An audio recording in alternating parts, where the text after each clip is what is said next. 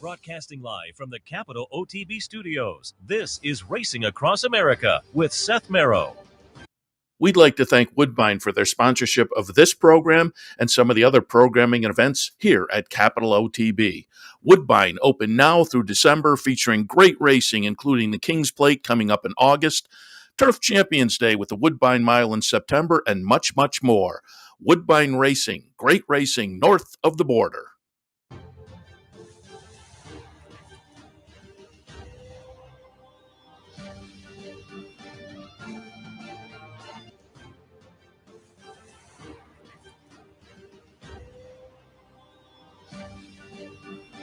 Good morning and welcome to Racing Across America on this Saturday morning. I'm Seth Merrow.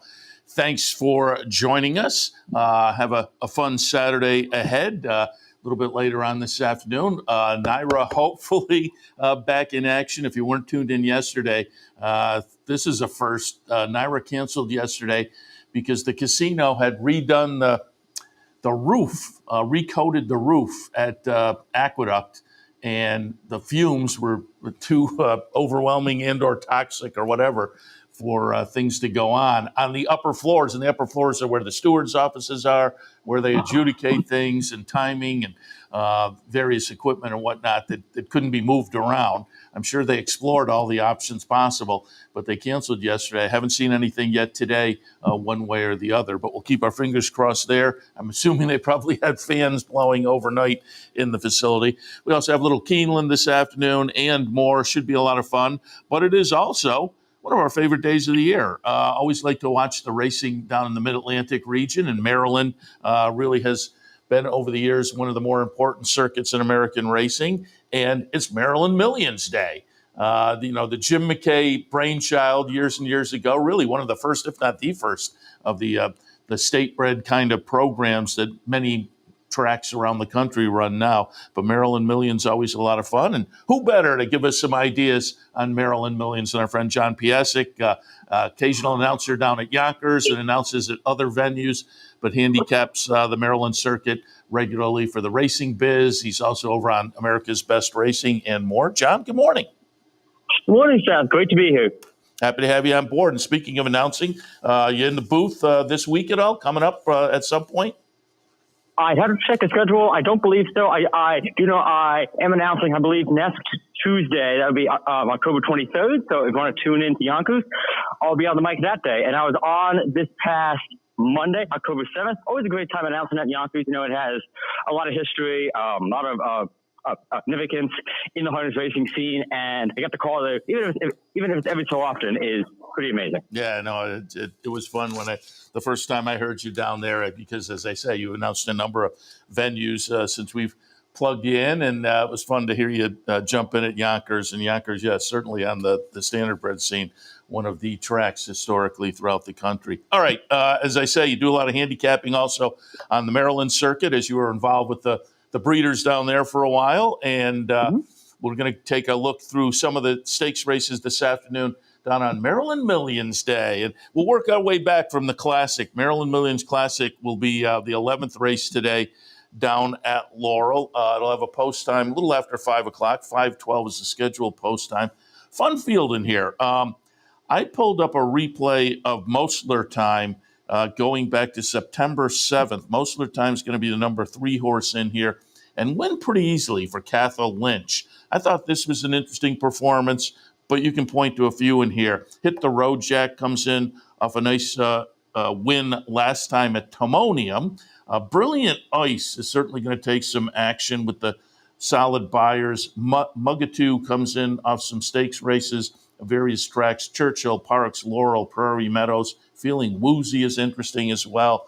Interested to hear what direction you think is the way to tilt in the Maryland Millions. Your thoughts? It's an extremely wide open race. I mean, morning line favorite is 9-2. Don't see that every day. I did end up with most of the time on top. I think you kind of have to pick away at his form, but if you only look at his two-turn starts, he's in a very sharp form. As you just saw there, he's got a nice trip in that open first lower race, kicked away, won by almost 7 lengths, and ran a career top speed figure on the Brisnet scale with a 95. He sat a similar trip and one going away at Pimlico in his prior two-turn dirt start. back in May. He's had a strange variety of circumstances in his career. You know, he's had bad breaks. He's tried grass once. That didn't quite work out for him. However, he's lightly raced. He clearly loves two turns. Had a great trip under Jamie Rodriguez. I think he's extremely live to run a career best race, and a career best race from him would win this.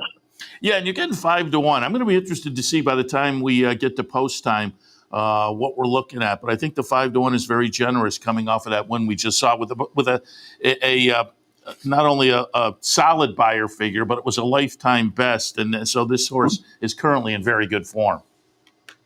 Oh, no question about it. I also, like you mentioned, hit the road jack. I didn't pick him in my top four, but I do think he's an interesting long shot possibility. That big win at Timonium was his second start off a 9-month layoff. He sat on the pace that day and won as much the best.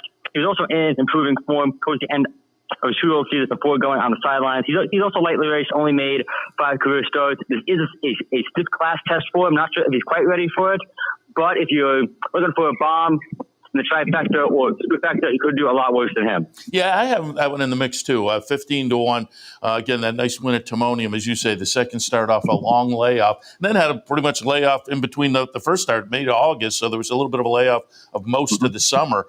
But that just seems to indicate maybe in the 5th start of the career, hit the road jack, kind of figuring it out a little bit. He also might have liked looking at the Ferris wheel down there. Yes, Timonium always a very fun place to go. Yeah, in fact, I find the equivalent of taking a bridge picture going up to Saratoga in Maryland, the Maryland equivalent of that is taking a picture of the Ferris wheel at Timonium as the horses go by. Like, you really can't go to Timonium and not take that picture. I hadn't thought of that, but I think you're right. I was just, as I was driving, I go on the bridge every day. So it isn't that special to me. But yeah, there are the people who on their trip up to Saratoga tweet out the picture of the twin bridges to indicate I'm headed up. And as you say that, you're right. That picture of the Ferris wheel down at Timonium is kind of the next level equivalent. All right, let's go back. Race number 10 this afternoon, Maryland Millions Distaff. Nice full field in here. I pulled up a replay of Binney back on September 21st. Binney's going to be the number 7 horse here and get it done pretty easily. This is a lightly raced horse from Brittany Russell. Her husband Sheldon scheduled to ride. This was win number 3 and start number 4. Does get an outside post position, which, it's 7 furlongs. You have the whole backstretch to make it up, but it is a big full field. Bourbon Bombay, intriguing to me, although has been off a long time. Spencerian, I think, could be a player coming off a series of wins, certainly. I think it's a nice competitive event. Clearly a nice full field. What are your thoughts in the distaff? Another fantastic betting race. I think Binney is very interesting. Her sister Crab Cakes won this race twice. As you said, Binney is in improving form, lightly raced. Could take a big step forward here. I landed on another 3-year-old filly. In fact, 2 of them. My top choice is number 8, Miss Harriet, who won a Maryland Million last year on debut at 62-1. She loves Laurel Park. She's 5 for 7 on at lifetime. Her only off the board finish on this track, or one of them rather, came going 2 turns in River City Miss. Her last 2 starts in sprints, both very impressive gate-to-wire efforts. Got a big class test last time out. It was her first start against older fillies and mares, top 3rd level field, first off a brief layoff on a wet track, got pressed on the pace and still had plenty left to give, won by almost 4 lengths, ran a very solid business figure of 88, not far away from her career top of 90. There is a lot of speed in here, but she does have the best early pace figures. I think if anyone is going to sneak away and get a clear early lead, it's going to be her. If the pace does melt down, I think number 9, Sheila's War Cloud, is the best alternative. She was second to Miss Harriet in last year's Maryland last year. Was in improving form towards the end of her 2-year-old season. Went to the sideline following a big first-level win back on January 12th. Ran a nice second first off a 7-month break at Colonial Downs, 2 starts back. Then put it all together last time out against Maryland. Her strictest allowance post came from well off the pace, had a powerful late punch and won by 3 1/4 lengths going away. Had a very sharp workout last Saturday when 5 furlongs in a minute flat, the fastest of 29 times at this distance. Have to figure if it's a fast pace, she'll take full advantage. And she's 10-1 on the morning line, so I think she'll slide out to the cracks a little bit in the betting and go off at a very good number. I looked at both years, and I like both of them. Miss Harlot, I like the fact that they got the nice confidence race in there, a nice win, and they're kind of it didn't maybe just put confidence in the horse, but it put confidence in the connections that they're turning around relatively quickly from a September 27th race. And so obviously they got that one under the belt and said, hey, let's take our shot in the distaff. And in the current good form, Forest Voice remains on board. Miss Harriet was intriguing to me as well. But as I say, I think it's a fun field. Bourbon Bombay, Carol Cedeno on board at 12-1. 5 for 6. The layoff is the concern, and I wonder if the layoff will allow us to get those odds. If so, that one's intriguing to me as well. Urban Bombay is fascinating to me. She's, first of all, one of the kind of horses who a Maryland Million is all about. A homebred for Aaron Hubick, very small breeding operation for Urban Courage, a bit of a lower level style, and even in Maryland. But this has been a very nice mare, as you said, 5 for 6 lifetime. And what's interesting to me is she was in very good form in both 2022 and 2023, but Aaron Hubick elected not to ship her from her park base for the Maryland Million that year. Now she's willing to do so first off a year-plus layoff. Yeah. To me, that's a very good sign. She sounds very confident in her.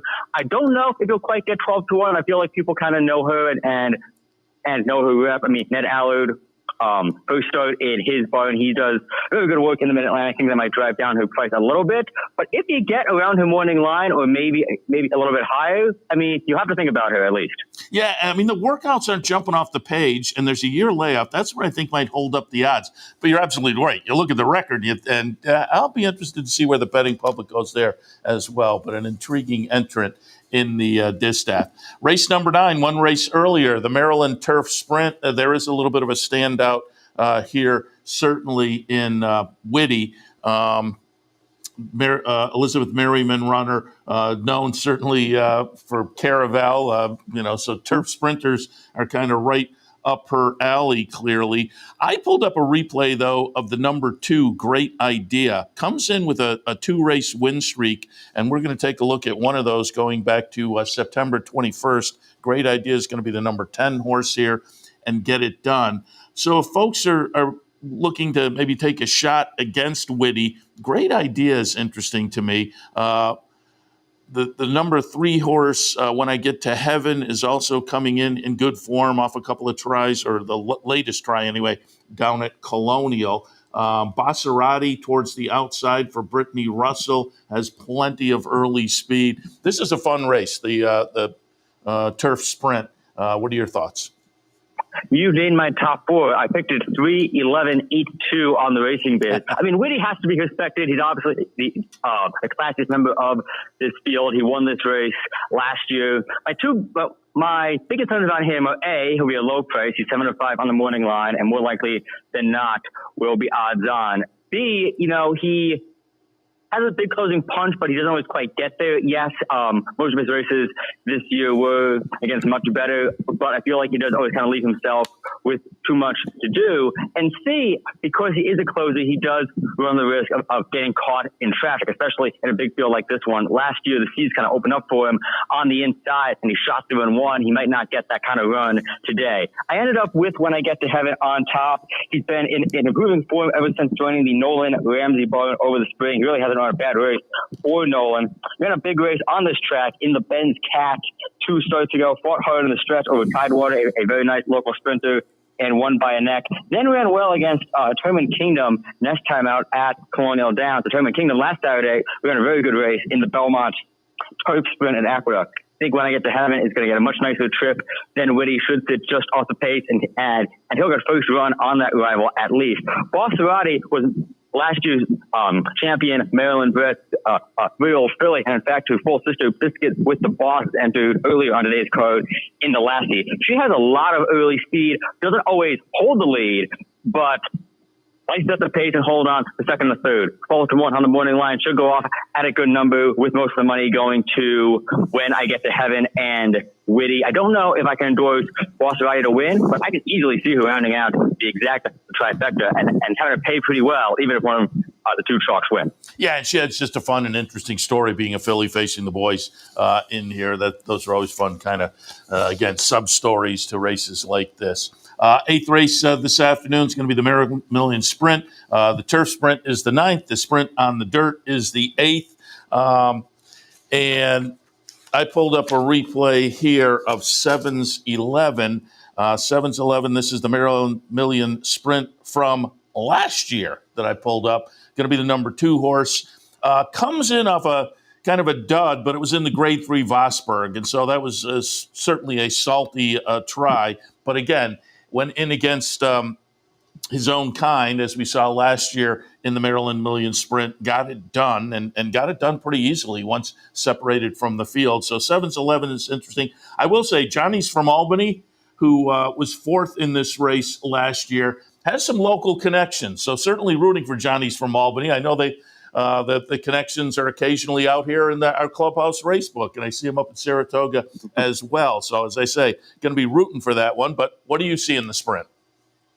I think 7's 11 is very interesting. Obviously, he has to be respected. He loves this track. He's won 7 times and 15 starts on it. And he's been a much better horse ever since he got rid of the blinkers. He wore blinkers in his first 2 starts off a 5-month layoff. Didn't do much in any of them.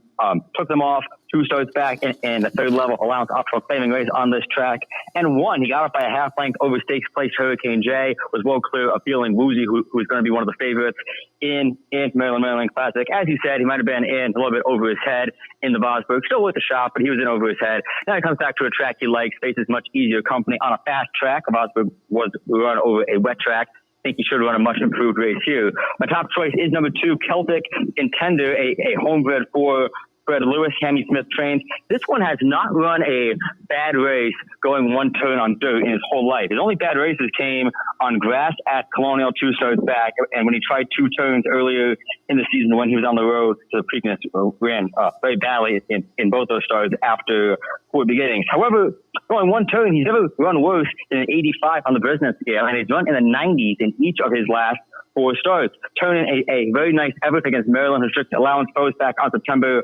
21st, sat just off the pace, kicked away late. He got a river challenge on his inside from Doc Link goes in the stretch, but powered away, won by 3. He loves his track. He loves going 1 turn. He should get a beautiful trip just off the pace on the inside. As long as he doesn't get caught at the top of the stretch and he gets a clear run, he's going to win this one, I think, pretty impressively.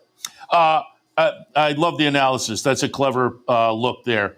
You cross out the turf race and you cross out the 2 turn races, and it's a totally different record, really. So that's a good catch there on Celtic Contender. I like that quite a bit. And so that's the Maryland Millions Sprint. And the 7th race today, the Maryland Millions Turf, as the name suggests, 1 mile and an 1/8 on the grass. And the logicals in here, Starstruck Nation certainly jumps off the page. Sky's Not Falling looks like a contender off the win last time at Colonial, and Sports Editor with a big number last time down at Monmouth, ran 2nd in his stake. But again, with the 92 buyer, matches up nicely with this bunch. What did you see in the turf? I picked Sky's Not Falling on top. He won the 2022 Maryland Million Turf Sprint. He's trying to become the first horse ever to win both the Turf Sprint and the Turf, something not even the Great Ben's Cat could pull off. Sky's Not Falling is in great form. He ran a very nice race going 2 turns in the Burt Allen handicap last time out at Colonial. Got pressed on the pace, drew off one very easily, ran a career best figure of 94 and had run in the upper 80s in his 2 prior starts. He was on the pace that day. However, he is not a need to lead type. He can easily stalk the pace and count. He likes his track. Larry Johnson and Mike Trombetta, always dangerous with their horses in Maryland in general, much less on Maryland Million Day. He is a top choice. Number 8, Sports Editor, ran a very nice race in the Precious Passion last time out at Monmouth Park, led almost the whole way, going 1.5 miles, ended up 2nd by a length. He looks like the main speed in this group for the folks with Country Roads and Ned Aller. Damien Rodriguez has the mount. He rode this one to victory 2 starts back over Give It a Whirl, who came back to win the Bald Eagle Derby in his last try. One horse who I think is kind of interesting, he's on the also eligible list, and because he's Maryland bred, not Maryland styled, that's why he's on the AE list. He will need 2 scratches to draw in. However, if he does, number 10, Mission Noise is really interesting for Jack Fisher and Forrest Boyce. He won a point-to-point race in Virginia, going a mile and a quarter back in March. That race does not show up in his past performances, but he did win it. In his first two pari-mutuel starts of the season, he was ranked throughout, really could not settle down in either one of those races. Had he gotten more settled, he probably wins both of those. As it turns out, he did settle down a little more at Lowell back on June 2nd and won very easily. Won by 5.5 lengths with easily a career top mark of 88. Ran well after a wide trip when shipped up to Aqueduct. Last time back in early July, he was washed off the grass twice. Finally gets a shot to run here. If he draws it, I think he's very interesting. And I'm glad you mentioned that, because folks who are looking at the PPs today may look and say, gee, there's a different number of horses in certain fields with AEs. And why is that? That's why. Because the Maryland Millions is essentially for Maryland sired horses, but Maryland breds can get in under the also eligible factor. That's correct, right? Yes. If a race has fewer than 8 Maryland sired horses who are Maryland bred but not Maryland sired, are able to draw in. That's what we have in the ladies earlier on the card. There's a horse who is Maryland bred, not Maryland sired, drawing in. However, today is largely for Maryland sired horses, and you'll see horses who are Maryland sired but not Maryland bred on the card. In the case of Starstruck Notion, he's a Jersey bred, but he's by Great Notion, so he is Maryland Million. And as I say, a Jim McKay brainchild. You're probably too young to remember Jim McKay, but certainly was prominent ABC Sports, and he was a big horse racing guy, and down in Maryland kicked off. And as I said earlier, this has to be, if not the first, it was one of the first kind of state-bred or state-sired programs that have now become popular across the country. And so Maryland Millions Day is always a lot of fun. You going to head down? You going to be at Laurel this afternoon? I will not be there. I am at a friend's wedding in Beverly, Massachusetts. So I will not be there this year. However, I do send peace and love to everyone down in Maryland. Hope everyone there has a great day. I'll be watching on my phone most of the afternoon, and it's going to be a beautiful weather, blue skies, mid-70s, fast and firm. It's going to be just an amazing day, Ray. Yeah, certainly looking forward to it. As I say, it's always a lot of fun. And as we just went over, there are some nice, fun, big fields. Should be a great betting day, and there are some nice, fun stories as well. John, always appreciate the time and the visit. We'll be listening for you in the next couple of weeks, subbing in and jumping in down at Yonkers. That's always fun to hear as well. And as I say, folks can find your work over at the Racing Biz, America's Best Racing and beyond. But again, appreciate the visit. We'll talk again.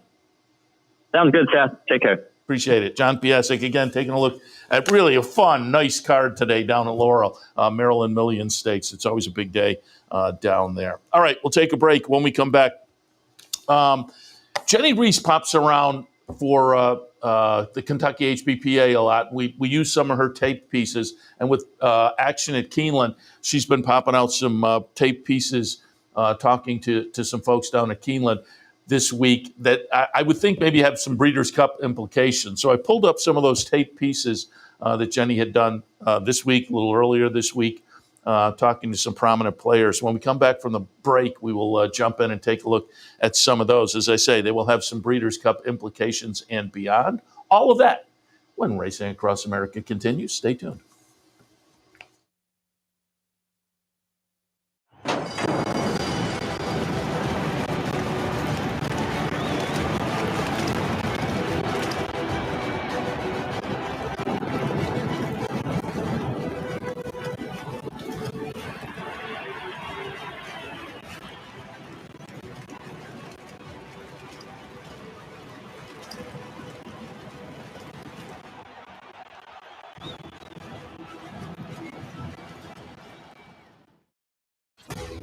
Sometimes it pays to go with the flow, to check your worries at the door, to reconnect with your crew, to follow the thrills and the flavor, to roll with it and see where it takes you, to enjoy every minute to its fullest, and to dance like there's no tomorrow. You can do that here at Rivers Casino and Resort Schenectady, where the good times flow. Birdstone is an outside threat. They're coming down to the finish. Can Smarty Jones hold on? Here comes Birdstone. Birdstone surges past. Birdstone wins the Belmont Stakes. In front, but here comes Hot Chaparral. Hot Chaparral with the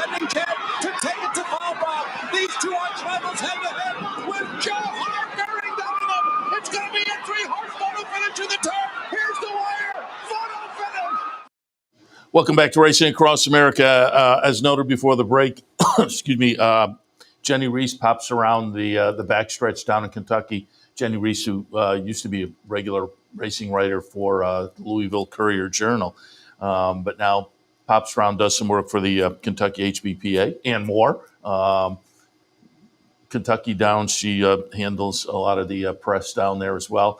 But in her role there, taping some interviews for the Kentucky HBPA with Keeneland in action. She's been bouncing around down there and posting some videos that I thought were worth taking a look at, again, with potential Breeders' Cup implications. So we'll take a look at a few of those that she taped this week. Earlier this week, Cogburn was out for a little work, and so you'll see a little bit of Cogburn, but then she talked to Steve Amuusen about that one. Cogburn, of course, will be one of the intriguing runners at the Breeders' Cup, the Turf Sprint. And that all goes back to a tie-in for us up here at Saratoga, where on Belmont Stakes weekend here at Saratoga this year in the Jaipur, Cogburn 5.5 furlongs on the turf in 59-4. Just insane. A 111 buyer figure. Then sits off from that June start, or early June until early September, goes in the Turf Sprint down at Kentucky Downs and runs huge down there as well with a 107 buyer win.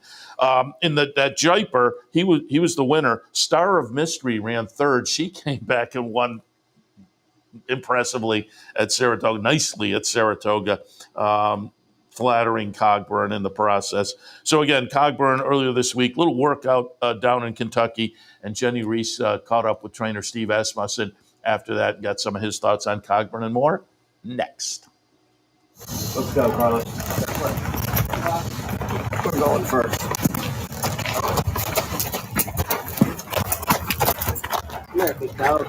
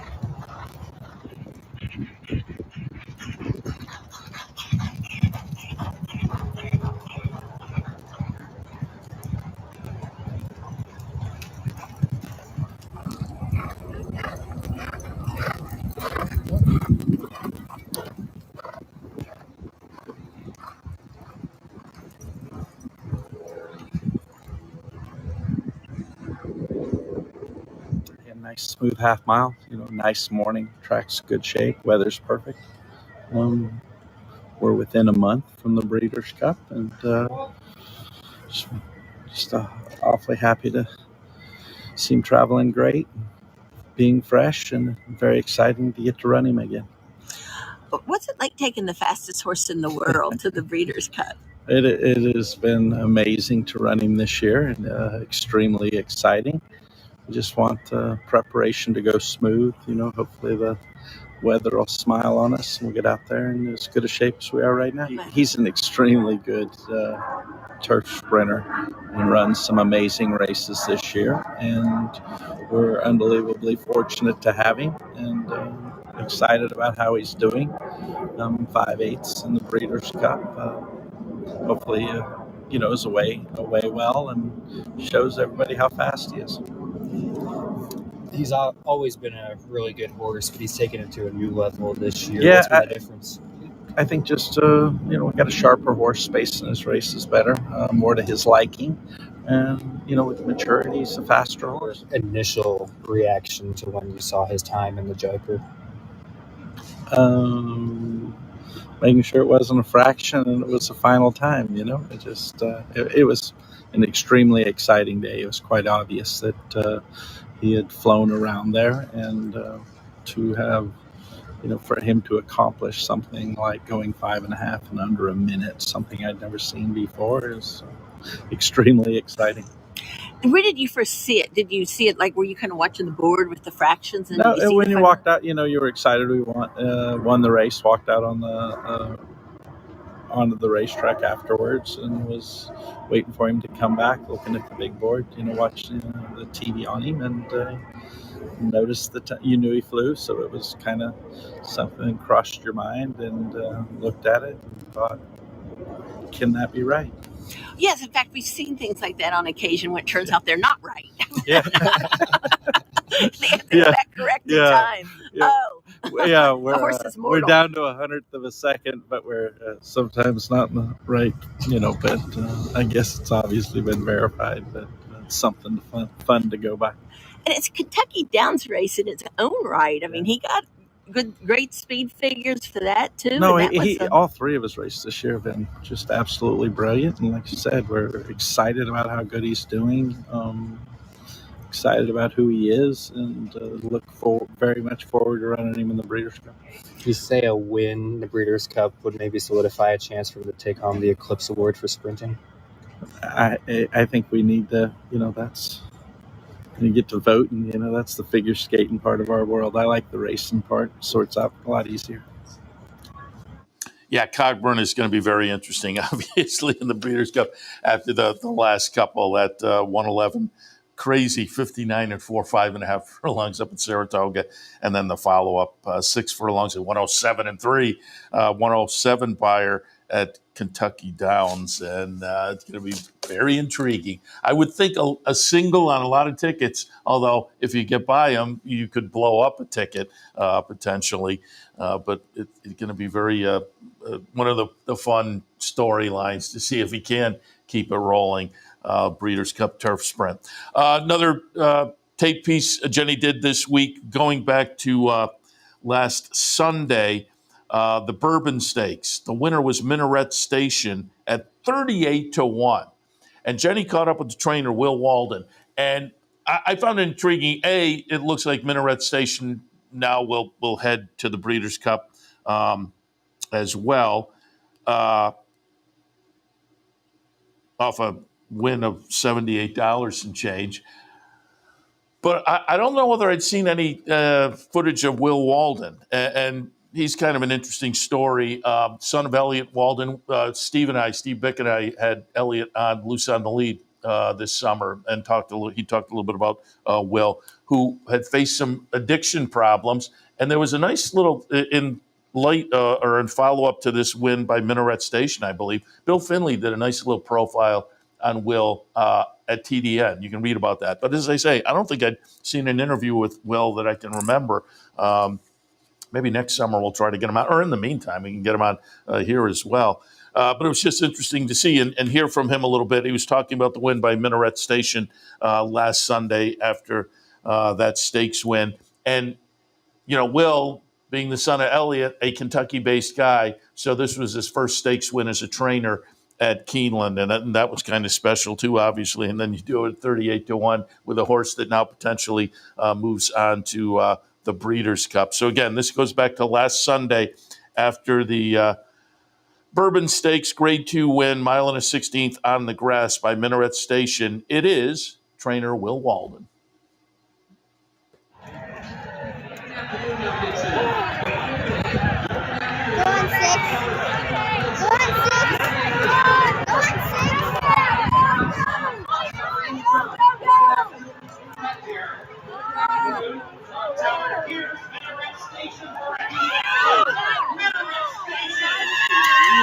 You've been training 2 years.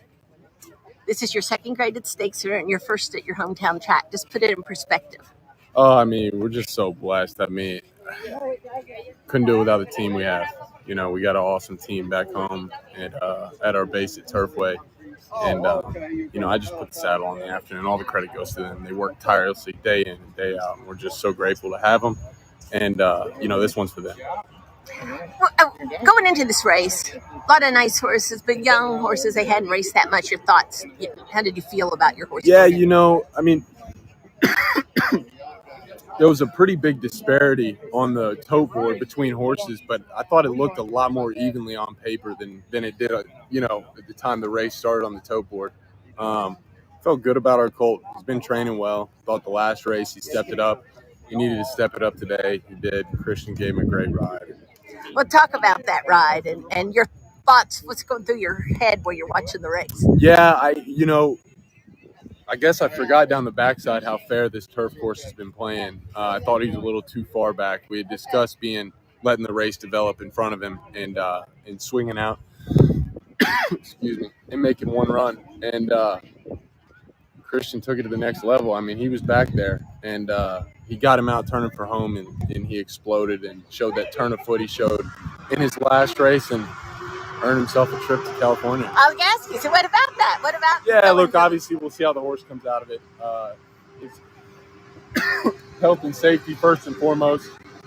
We'll check him out, and if all good to go, all systems go, we'll head to Del Mar. That's your second year of training, having a horse in the Breeders' Cup. Yeah, hats off to Larry Best and Don Chatlos. They worked tirelessly. They bought a good group of mares, and they've got a good group of stallions. Instagram and Instilled Regard are having subtly really, really solid starts there.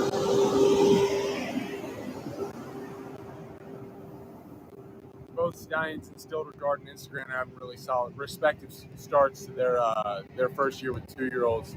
And just hats off. So happy for them. Larry puts a lot into this game, and he deserves it more than anybody. And as he indicated, Minaret Station going out OXO Equine, that's Larry Best, who has been a kind of a prominent owner in the game for the past few years. So nice to get tied in with him. And great to see a young guy like that turned his life around, as they say. Nice profile, again, TDN, written by Bill Finley. And you got the big price. Again, bettors these days focus so much on the buyer numbers. First couple of starts for Minaret Station, Ellis Park, and then went over to Horseshoe Indy.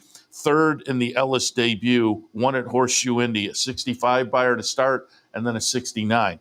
There were others in the race with high 70 buyers, but these horses are so young and so lately raced, they can always jump up. Minaret Station did in that stakes win last Sunday, got a 78, so now goes into the Breeders' Cup with a couple of wins in 3 starts. The 78 buyer, for a 2-year-old filly this time of year is certainly legit. So, again, that was Will Walden. And as I say, just interesting to pull up the Jenny Reese piece in that I don't know whether we've seen a lot of Will Walden. He's fairly new on the training scene, but maybe a guy to watch going forward. Another guy certainly worth watching, as we saw up in Saratoga this year, Phil Bauer. And Jenny Reese caught up with Phil Bauer and talked a little bit about Jonathan's Way. Jonathan's Way, interesting 2-year-old. And I will say, I have in front of me here, Brisnet has PPs available now for Breeders' Cup probables. So if you're interested, you can check those out, certainly. But Jonathan's Way, 2 for 2, broke the maiden at Saratoga in the middle of August and then came down in the middle of September, won the Grade 3 Iroquois. So 2 for 2 by Vacoma, lived up to that win early breeding, trained by Phil Bauer for Rigney Racing, his primary client, his only client. I think he's the private trainer for Rigney. But again, 2 for 2, 85 buyer, 90 buyer. So Jonathan's Way certainly has some potential in that the 2-year-old side of things in the Breeders' Cup. And again, as I alluded to, Phil Bauer certainly with a very good Saratoga. We had him on early in the meet, and he was already doing very well, just continued it. A limited number of starters, training, being kind of a private trainer. But with 17 starters at Saratoga, 6 wins, 4 seconds, and a third. So 10 exacta finishes in 17 starts for Phil Bauer up at Saratoga this summer. But again, earlier this week, Jenny Reese caught up with Phil and talked a little bit about the talented 2-year-old, Jonathan's Way.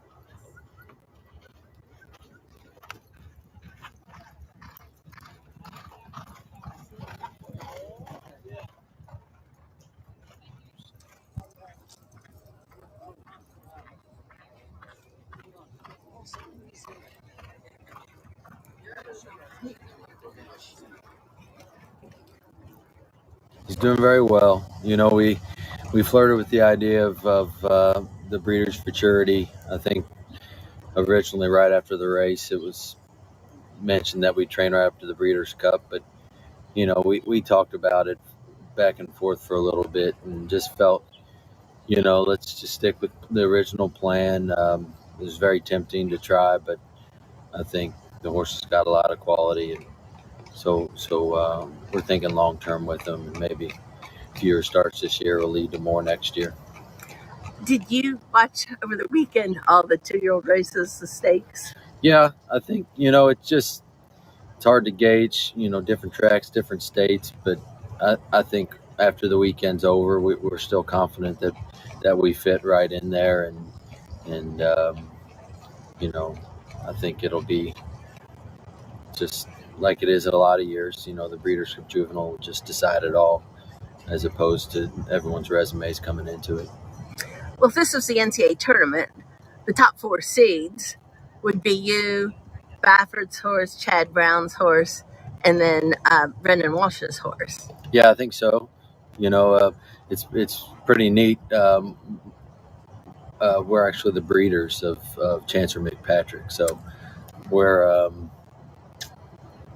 you know, one way or another, it seems like we'll have a good piece of it, and you know, exciting going into it. And Jonathan is doing great, so you know, you hold your breath for the next few weeks, but his 2 breezes since he ran has been what we've asked for, and you know, I think we're right on target. Chancellor McPatrick. Okay, so I want to ask more about the breeding. Did you train his dam then? Yeah, we broke her maiden here on Thurby. She was actually a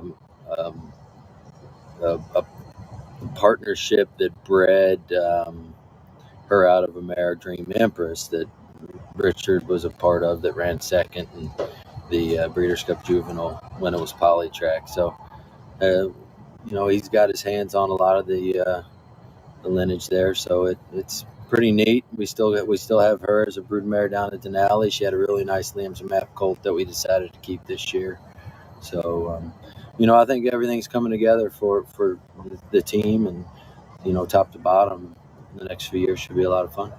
Because if Jonathan can't win, that would be huge. I mean, yeah, it'd be nice to run one too, right? Yeah.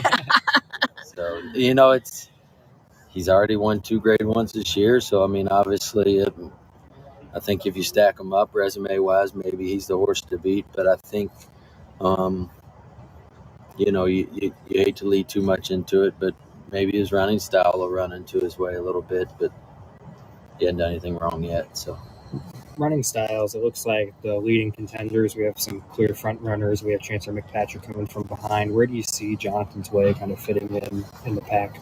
You know, he's a kind horse, and I think everything he just from the outside with the Iroquois, he broke so well that, you know, high cruising speed, but the horse will rate. So I think it just depends on post, and then you work a plan from there. But you know, in his maiden, he was able to come from out of it, but obviously the caliber is going to be a little tougher. So, you know, I think the key is just get away and get away well and find a good cruising speed. I think he'll hopefully handle the rest. How big an edge is it for Baffert? He's so strong at Del Mar, and you know, Santini too, but Del Mar, and he's won the Juvenile a zillion times, and he won the American Pharaoh a zillion times. How much of an edge does he have, or does he? Well, I think the edge would be just he doesn't have to ship.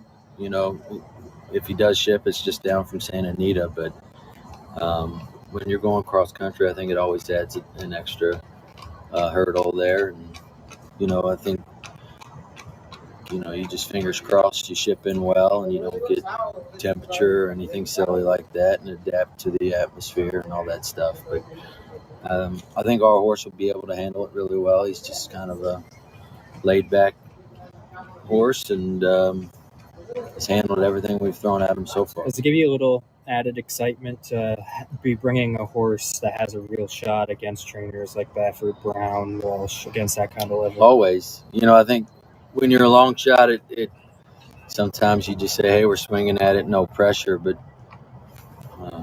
in these situations, pressure's good. That means, there's expectations. So he's a very talented horse, and hopefully everything bounces our way with post and trip. And the next few weeks, there's no bumps in the road, and we can come into this thing full of confidence. How did Richard acquire Dream Empress? He was a partner in her. Then did he buy her? Was she at auction and he bought her? No, he was partners with I think it was called Living the Dream partnership when she ran, and then they went into partnerships as breeders, and then it was decided to sell her, and I believe the Japanese bought her, but that was they had Burna Dreamy and a couple other ones out of her, and Richard bought Burna Dreamy out of the September sale to dissolve the partnership. So he had her racing career on his own under Rigney Racing, and I was fortunate enough to train her. And then we took her to join the broodmare band, being a Burna Dreamy or Bernardini and all that stuff. That's a whole, being a private trainer, that's a whole different sort of dimension than maybe some of your colleagues, in the fact that it's, you're all part of the same team, whether it's a breeding end, whether it's a training end. And so it's neat. It's getting to the point where a lot of the horses that we raced, we're now getting their offspring here. And, hopefully we can get a few like him. That'd be fun. Trainer Phil Bauer talking about Jonathan's way. And, at one point they mentioned having a long shot. I'll be interested to see where 2 for 2, and then you come in with a 90 buyer win in the Iroquois. That horse is going to take a little action, certainly. But Phil Bauer enjoyed when we had him in. We've had him in a couple of times at Saratoga this past summer and 2 summers ago as well. And as I say, a really phenomenal meet this year up at Saratoga, where Jonathan's Way broke his maiden in the debut effort. One of those nice wins up at Saratoga for Phil Bauer. So Jonathan's Way, again, another one that worth watching going forward. Breeders' Cup. And one more with Breeders' Cup implications. Jenny Reese caught up with Brendan Walsh to talk a little bit about East Avenue. East Avenue broke the maiden in the career debut towards the end of August at Ellis with an 86 buyer and follows it up. That was at 6 furlongs, stretches out in the follow-up, 1 1/16 in the Grade 1 Breeders' Futurity at Keeneland, wins that with a 95 buyer. So East Avenue will come into the Breeders' Cup Juvenile with plenty of followers, certainly. And it was earlier this week, Jenny Reese caught up with the trainer of East Avenue, Brendan Walsh. Oh, he's been a very impressive horse. We've been lucky enough the last few years. We've had some good ones, and he had been working every bit as good as anything we've ever had. So, from day one, he's been a lovely colt. So yeah, we had plenty to look forward to. We were hoping he was that good, and I think yesterday he proved that he probably is. You ran him at Ellis Park. Yeah. Just explain. We got lucky because I was going to run him, I think 3 or 4 weeks previously, and he was coughing a few days before he was entered, and we had to scratch him because he was coughing, and he never actually got sick. I had a little bug going around amongst the 2-year-olds at the time. He never actually got sick, but we scoped him and he had a lot of mucus, so we had to treat that. So I was glad we got him back in at Ellis. I just like Ellis because it's a very kind surface. It's very horse friendly down there, and I think it's just a great experience to give a 2-year-old first time. So yeah, I mean, look, we could have went to Saratoga and all that, but I think it's good to start these 2-year-olds out in a nicer environment like that. So that was basically the reason why we decided to go to Ellis. It's become sort of standard acceptance that good horses are racing in those 2-year-old races at Ellis. Yeah, no, listen, it's gotten very competitive, but ever since we've had the increase in prize money in Kentucky, Jenny, people are more inclined now to stay here than go up to Saratoga. I think for that reason, because it's just it's a nice place to train. The mornings there are really nice. It does get a little hot in the afternoons, but the mornings are beautiful, and it's a very kind surface. So, it makes a lot of sense. He also won that race wire to wire. Do you think he's a horse that needs a lead, or just he's just faster than the other I think horses? he's just fast. I don't think he's a very kind horse. He can sit off of it. When we were prepping him, we worked him a couple of times in behind horses, just so that he was prepared for the kickback and everything if he had to contend with it. And it's almost like he likes running into kickback. So I don't think if he ever has to, he's ever going to have a problem with it, Jenny. Michael said that Tyler was saying that maybe I'll let him out and we'll see what he can really do. And then afterwards he said, no, he just laughed at the idea about having gotten to the bottom of the horse. Said I didn't know how much is there. That's pretty exciting. Yeah, no, it is, because I said to him, how much horse did you have at the end? And he said, I had tons. He never hit the horse. It was very impressive, coming with the way he came up the straight. So look, it's great. It's great to have a horse of that quality. So it's great. We'll just consider ourselves very lucky with the people that we're dealing with, ownership wise and everything. They've been big supporters, and they're great people to deal with. So well deserved for them as much as anybody. We should all that maybe things had worked out, where Ferocious was more engaged early on, and you could see what this horse does in a fight. Or is that what the Breeders' Cup's for? No, I think, every race is different, and you try to set yourself up for the ideal scenario, and I think that's what Tyler did yesterday. That's why he's the rider that he is. And we'll worry about Breeders' Cup when we come to Breeders' Cup, and if it goes right, it goes right. If it goes the other way, then you've got to come up with a plan B. But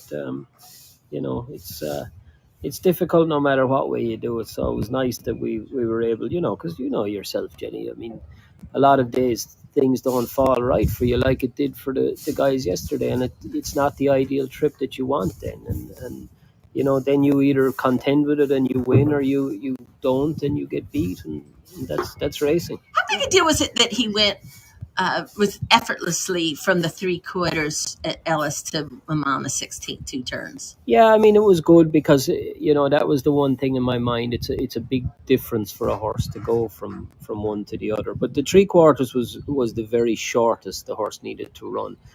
I did like the idea of it because I think he's fast, and I think when you've got a fast horse like that, you tend to put some more speed in him by doing that, and speed is dangerous in any racehorse. So he's got it, so it's good, and it'll be a big asset to him going forward. Did you watch the Champagne or a replay? I haven't. Oh yeah, actually I did. Yeah. So that horse ran very well too.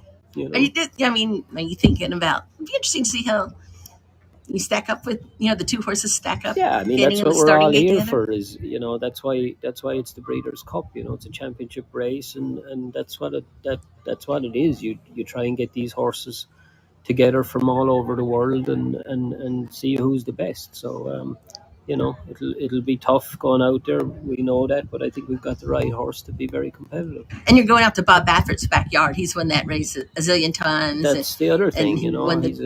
He's a tough man to beat out there. He's a tough man to beat anywhere, let alone out there. Looking beyond even November 1st, I mean, you think this horse has the traits to take you a lot of places you'd like to be? Of course. I mean, you obviously dream big when you have a horse like him, but listen, we'll take it one step at a time, and we'll hopefully make the Breeders' Cup with him next time. We had a horse called Maxfield a few years ago, and we had big plans for him too, and unfortunately they were curtailed kind of at the last minute. But so we'll take nothing for granted. We'll just hope that we'll do the best job we can, and hopefully he shows up there in the best shape, and that's all we can do. And again, Brendan Walsh with East Avenue. I will say this: keep your eyes on Brendan Walsh currently at Keeneland. In his last 8 starts at Keeneland, Brendan Walsh 4 wins, 4 for his last 8. He's been on a little roll over the past few days down at Keeneland. Brendan Walsh, though, heading into the Breeders' Cup with a nice 2-year-old in East Avenue for Godolphin. All right. Speaking of Keeneland, short meet, and always fun to watch the human side of things as well at these boutique meets.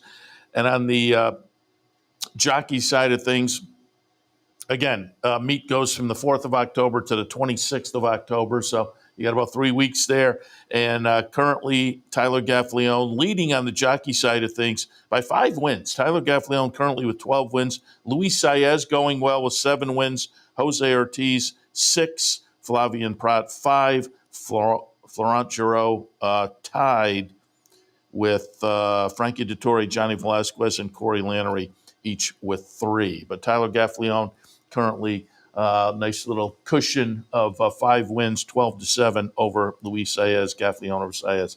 Trainer side of things, currently at the Keeneland meet, there is a tie on top, Brad Cox and the aforementioned Brendan Walsh. Both have 6 wins. Rudy Brissett with 4. Cherie DeVoe and Joe Sharp both have 3. I meant there's a few in there tied with 2. Chad Brown, Brian Lynch, Chris Davis, and Vicky Oliver with 2 wins. But I will mention they were both interesting, and I mention it because we were pretty happy here. If you were watching the show, we had the $69 Vicky Oliver winner on top back on, I think it was Wednesday, and I think the other one was Thursday. But she had 2 winners, one $69 and one $23. And they were both similar. And maybe look for it the rest of the meet. The $69 winner was a Vacoma 3rd-time starter, so had to win early breeding, but was stretching after a couple of sprints. And I always say you get these horses with the win early breeding, and they don't win and start 1, 2, 3, and then they change something up. So this one, 2 sprints, hadn't gotten it done, and now 3rd start was stretching to 2 turns, so switching things up a little bit. You got just under $70. John Velasquez was on board that one. Then the next day it was a Tiz the Law runner. Again, Tiz the Law is becoming now interesting, getting to sire some win early types, certainly, but also as they stretch out. Well, the Vicky Oliver horse on Thursday, same scenarios on Wednesday. Couple of sprints, hadn't gotten it done, now stretching out. John Velasquez on board. Boom, you got $23. So a couple of nice winners, nice ROI for Vicky Oliver. Only 10 starters, but 2 winners at $69 and $23. So she may be one to watch as well. All right. Again, I've been checking Twitter right along here as the show has progressed, and I have not seen anything in regards to NYRA today. I'm amazed somebody isn't at least, well, so far so good, and nothing. How can it be canceled like that and just go blank? But we will know sooner rather than later. We're on early this morning because it's a 12:10 post time at NYRA. That means the pregame show typically about a half an hour from now, 10:30, maybe a little after 10:30. I would expect that to start. Certainly by then we will have an update on the situation. And again, if you aren't clued in, yesterday Belmont at Aqueduct canceled as the casino portion of the business, which is essentially unrelated really from NYRA, decided to recoat the roof down at Aqueduct. But the chemical smell was overwhelming, I guess, in the top floors, which housed the stewards and the timing folks and whatnot. And so they canceled racing for the day. I would expect, we were talking here earlier, they would have fans blowing or whatnot to try to mitigate things. It seems like if a chemical smell is that strong, I don't know if overnight cures it, but as I say, hopefully they're doing something to try to mitigate it, and we will be racing at NYRA today. But again, we are all waiting to see for certain. There will be obviously some Keeneland this afternoon. Either way, earlier we were talking about Laurel. They have the nice Maryland Millions card. That'll be a lot of fun today as well. So great racing one way or the other across the country on this Saturday afternoon. We'll be back in a couple hours to kick it off again with the scheduled 12:10 post time. And I would assume they did the same thing last year, where the post time in the fall was kind of bouncing all around at NYRA.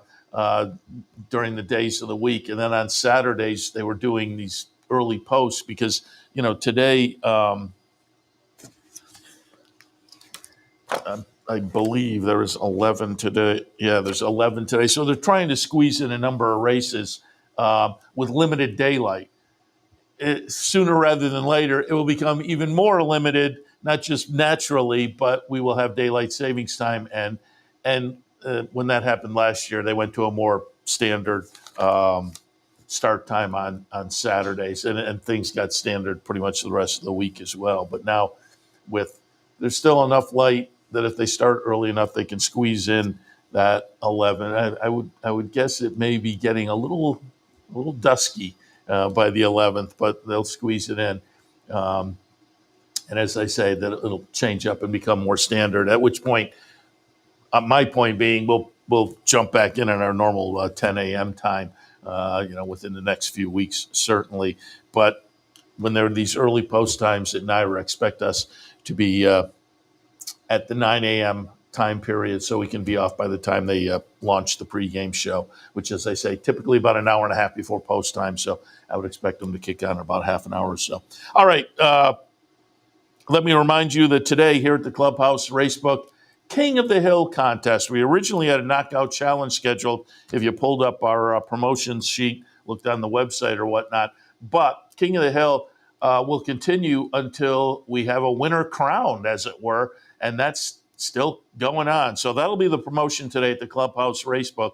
If you're not familiar, you fill out a sheet at early in the day, and in the first couple of races in the sequence, your horse has to finish fourth or better. Next couple of races, third or better. Next couple of races, second or better. And in the final race in the sequence, you have to have the winner. If you manage that, as you can see, you pick up $800. So we've come close the last 2 or 3 weeks. We've been right on the verge with folks and just haven't done it. But if that $800 looks good to you, stop down today, Clubhouse Racebook, 711 Central Avenue in Albany, and play the King of the Hill contest. Tomorrow at the Clubhouse Racebook, it is an NFL Sunday. As always, throughout the season, you can watch all the football action and enjoy all the racing action as well. Right here, Clubhouse Racebook, Football Sundays, 711 Central Avenue in Albany. All right. I'm going to wrap it up for Racing Across America on this Saturday morning. Seth Merrill in the studio. Thanks for joining us. Again, we'll be back in about 2 hours or so to kick things off for a Saturday afternoon OTB Live. So we'll see you then.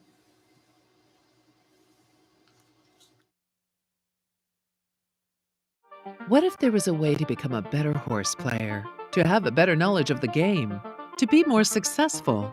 What if there were a way to take what you've learned, what you know, and make better decisions, better choices? In horse racing, knowledge is a powerful tool. Race results and replays, past performances and live streaming, wagering from all your digital devices. Capital OTB. Become a better horse player.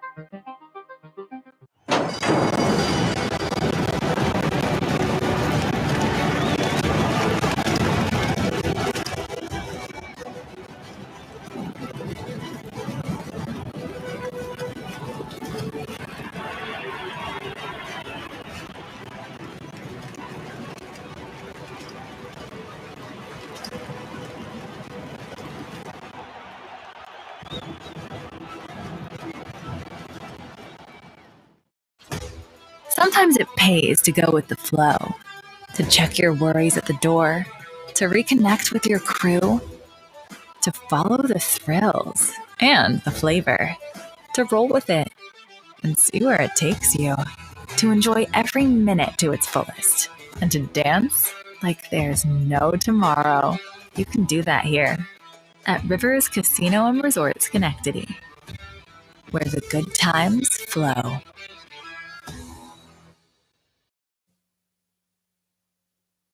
We'd like to thank Woodbine for their sponsorship of this program and some of the other programming and events here at Capital OTB. Woodbine open now through December, featuring great racing, including the King's Plate coming up in August, Turf Champions Day with the Woodbine Mile in September, and much, much more. Woodbine Racing, great racing north of the border. You're watching OTB TV, a service of Capital Off-Track Betting.